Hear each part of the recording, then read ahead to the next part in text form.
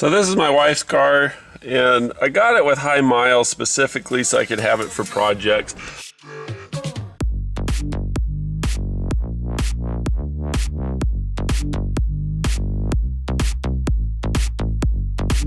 I want to put this head unit in my Dodge Nitro for my wife so we can do a backup camera and all that kind of stuff. But here's your factory harness. So you need an adapter that'll adapt this to your other harness, and then you'll have to do some soldering between the wires coming off of that and whatever radio you choose, because each radio has its different harness. And then you're going to have some power and ground wires. You'll have a wire that's on all the time for battery, for memory. You can have one that comes on with the ignition that turns the radio on. You have one for ground, and then the rest are usually speaker wires or accessory wires to make the power antenna or something work. You can see there's a little hole in it. Your mini fuse goes through that hole, and then you plug it into the power side. If it doesn't work one way, and so your fuse is inside of here, these block the fuse, make it hard to read, and they're just a pain in the neck. And I mean, it's a cool idea. You know, props to whoever came up with it as an option. But if you have a power probe and you know that there's going to be power there, why not just use it? I think they're using the wire off of the power, and the switch is internal. Instead of sending power to it, the switch is in the factory radio. Boo! What a pain. Okay, for the red wire on this, it's just a really low gauge thin wire. It's fused and everything. So what are you going to hook it to? I always try to find something that's local to it that works on the same thing.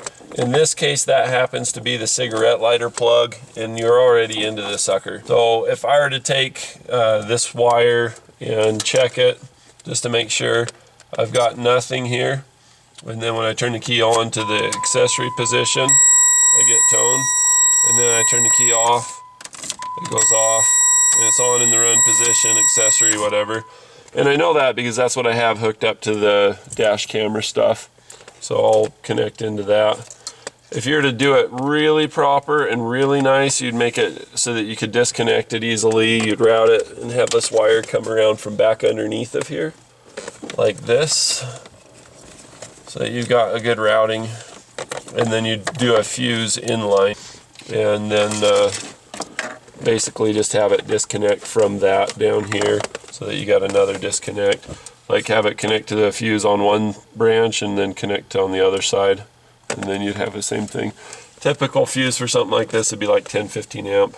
I'm just going to use the ATO, you know, like the big old school ones through the 90s and the 80s before they came out with those little teeny mini fuses.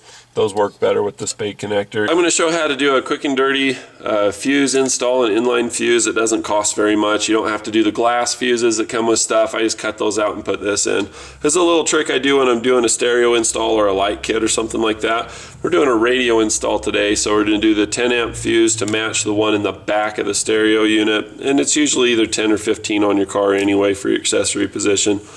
So I take the wire, but you're going to just strip it. Use your wire strippers, or you can use side cuts or whatever it is that you like to do. That's what I do.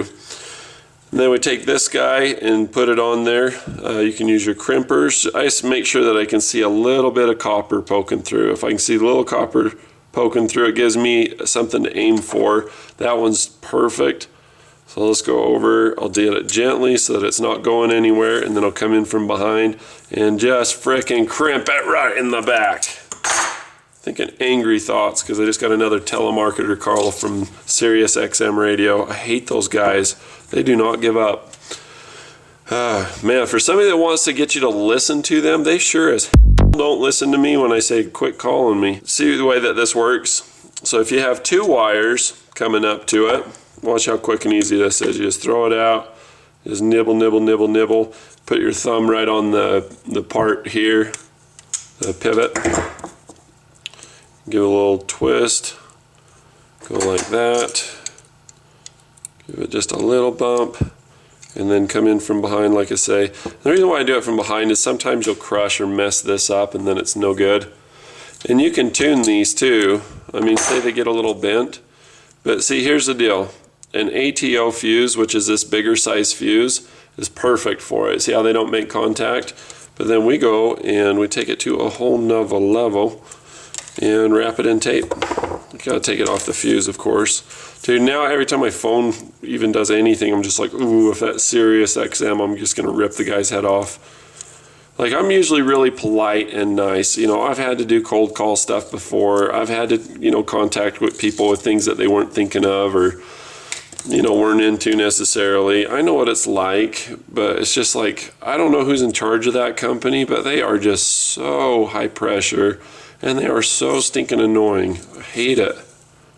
Ugh. I mean, I made up my mind I'm going to go with the iPod because, I mean, yeah, you don't have commercials, but it drops the service and they only play 5 songs. Like, it just gets so old so quick. Okay, so there's our fuse. Thanks for listening to me vent for just a minute. Oh my gosh. Okay, so there we go. Now we've got an inline fuse. You can look at it here. You can probe it here. We're just happy. So you want to make sure that you don't have these come in contact with anything ground. They are below the surface, but if there's something that they could get into, or if you're worried about it at all, just double it back over so that there's some wire heading out this way. And that way, when you zip tie it together in one piece, you can still get to it and use it, but these wires kind of serve to kind of block and keep anything away from it. So there's your inline fuse install, and hopefully you can put that in your mental toolbox. Like I say, it doesn't cost a whole lot for the fuse. These connectors are pretty cheap, and you've got them, so if you put that and the electrical tape together that you already have, you're in business. Auto connection failed, retry no.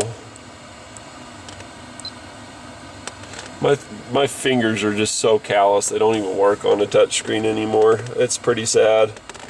Even just touching this, it's not making connection. You don't have to hide. Isn't that something?